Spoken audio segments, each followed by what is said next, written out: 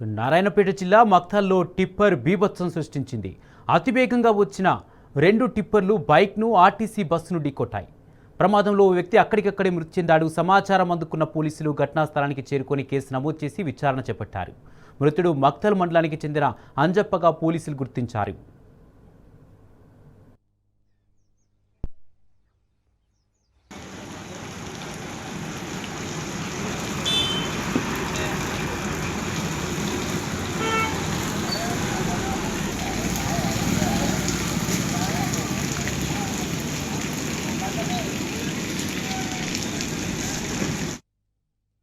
నారాయణపేట జిల్లా మాఘనూరు మండలం వర్కూర్లో టీజీఎండీసీ అనుమతుల పేరుతో ఇసుక మాఫియా రెచ్చిపోయింది. వందల టిప్పర్లతో ఇసుక దోపిడీ చేస్తుంది.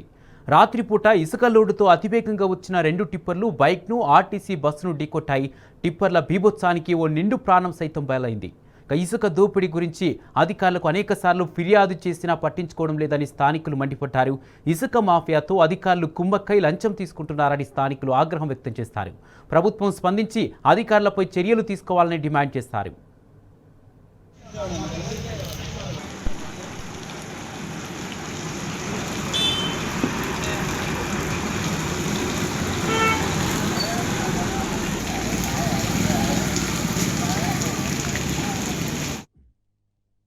డైలీ మేము వ్యాపారం పోయిస్తాం. డైలీ వ్యాపారం వస్తాము. కొద్దిగా లేచి గ్యాస్ పొయ్యిలు మిక్సీలు రిపేర్ చేసుకుని ఊరు పల్లె తిరిగి వస్తాము. మేము వచ్చి పోయే రోజులో డైలీ వచ్చినట్లు ఈ రోజు కూడా మా మామ అతనే చనిపోయినా మా మేనమామ మా మేనత్తమ్మడు ఆయనకి 4 ఆడపిల్లలు, ఒక మగపిల్లాడు ఉన్నాడు. మగపిల్లని పెళ్లి చేసిండు, 2 ఆడపిల్లలు పెళ్లి చేసిండు. ఇంకొక బిడ్డ పెళ్లి చేయలేదు, పెళ్లికి వచ్చింది. వాళ్ళ కోసం కష్టపడుకుంటే డైలీ వ్యాపారం చేసుకుంటే పొట్టేసేది ఆడుకోపోతున్నాడు.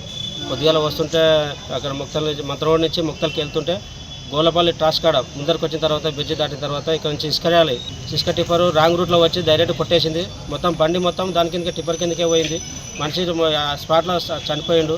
ఆయన కుటుంబం మొత్తం వీడిలో పడింది. ఇట్లా వచ్చి ఇట్లా టిప్పర్లు వచ్చి మనుషుల ప్రాణాలు తీస్తున్నాయి. మాకు న్యాయం చేయండి. మా పిల్లలు వాళ్ళ పిల్లలు వాళ్ళ గజ మొత్తం రోడ్డు మీద పడ్డారు. మా మామ అంజప్ప పొద్దున్నే గ్యాస్ రిపేర్ వ్యాపారం చేస్తాడు. పొద్దుగాల ఉదయం 5:30కు బయలుదేరిండు మా ఊరి నుంచి. గోలపల్లి గేట్ కాడ టర్నింగ్ కాడ ఇసుక టిప్పర్ గుద్దింది. గుద్దినప్పుడు బండి కిందనే ఎక్సెల్ బండి కూడా టిప్పర్ కిందనే ఉండదు. ఆ టిప్పర్ కింద ఇరకబడినందుకే బండి ఆపిండు. అంతలోపల మా వాళ్ళు వచ్చి చూసి ఫోన్ చేసిండ్రు. వచ్చి మేము పోలీస్ దగ్గరలో ఫోన్ చేయడం జరిగింది. ఆయనకి 3 ఆడపిల్లలు, ఒక కొడుకు ఇట్లే బతకనికి దేశం పోయిండు. ఇంకే వస్తున్నాడు. 3 ఆడపిల్లల్లో ఒక 2 పెళ్లి అయింది, ఒక ఆమెకు పెళ్లి కాలేదు. చిన్న పాప ఉండదు. ఇంకొక గుడిసే ఉంది. వాళ్ళకి ఇల్లు గిట్ల ఏం లేదు. ప్రస్తుతానికి వ్యాపారం చేసుకొని